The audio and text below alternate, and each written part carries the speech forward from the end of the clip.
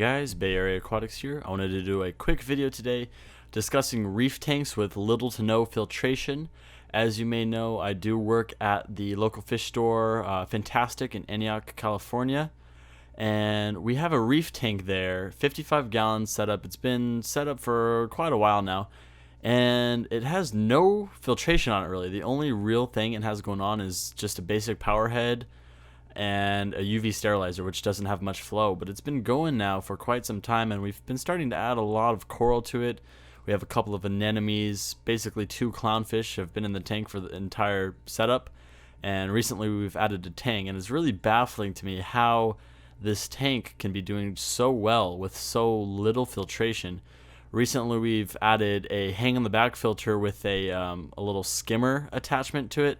Basically, we did that because there was getting some buildup on the surface. Other than that, the tank has been going for most of its life with no filtration and even very, very little water changes. The tank has been going now for about 3 years, and I believe we've only done about 5 water changes on it, about like 25% or so.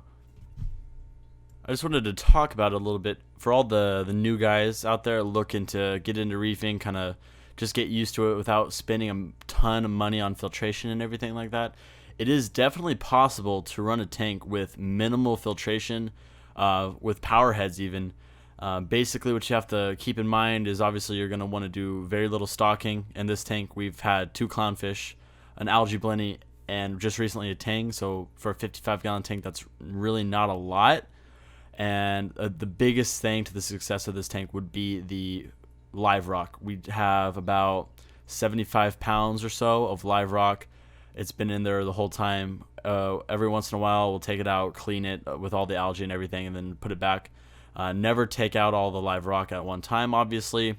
And we do have quite a large cleanup crew, lots and lots of snails, a couple of emerald crabs, things like that.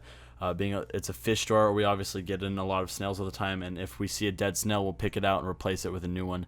So that is contributing a lot to the success of this tank. Just minimal stocking, big cleanup crew, lots of live rock, so it's definitely possible. Another thing I want to mention is that you have to be pretty careful when choosing your corals. This is definitely a setup kind of meant for softies, LPS, things like that. Anemones were kind of pushing it. We did that kind of as an experiment to see what was going on. It turned out really, really well. The anemone, the largest one that you guys can see here, has been in the tank for just about the whole time, about 2.5 years or so. And it's been doing very well. We've actually had it split a couple times, and then this particular one is the one we feed, and it's grown very, very massive. So at one point there was 4 anemones in there. We've actually sold a couple out of there, but they've been doing very, very well. The clownfish have grown up with them, and they've been hosting them just about the entire time. So it's definitely possible to do anemones, even though those are kind of seen as finicky type of corals. But as you can see, they're doing very well. Pretty much the hardest corals we keep in there would be some Euphyllia. We've had torches. As you can see, we have frog spawn, hammer. We have a bunch of mushrooms, different eumas, and other types of mushrooms, things like that. GSP, which is kind of like the easiest coral you can possibly keep. And Duncans, Lobophilia, things like that. All super easy to keep coral.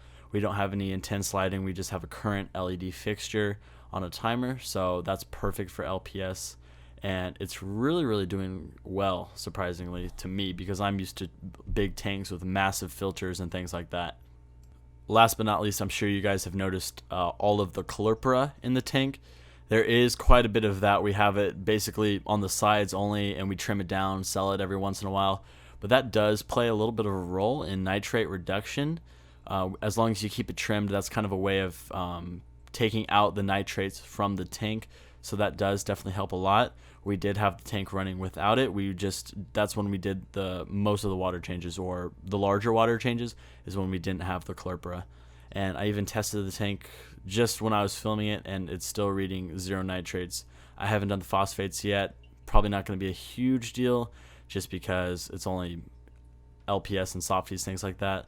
Obviously we do use RO water, not RODI actually, which is pretty interesting, but just RO water, basic instant ocean salt mix, and the tank has been going pretty well. So it was around this time 3 years ago that we set it up, so that's why I wanted to do a video on it. If you guys have any other questions about it, just feel free to let me know in the comments. I will be making videos a little bit more often nowadays. I did get a new microphone, as I'm sure you guys can notice, so I'm playing around with that. Playing around with my new camera as well, so I'll definitely be putting more content out there for you guys shortly. So I want to thank you guys for watching. If anybody wants to ask me questions or kind of debate the subject, I'm open to it. Just put what your thoughts down in the comment section. So thank you very much for watching, subscribing, and I'll see you guys later.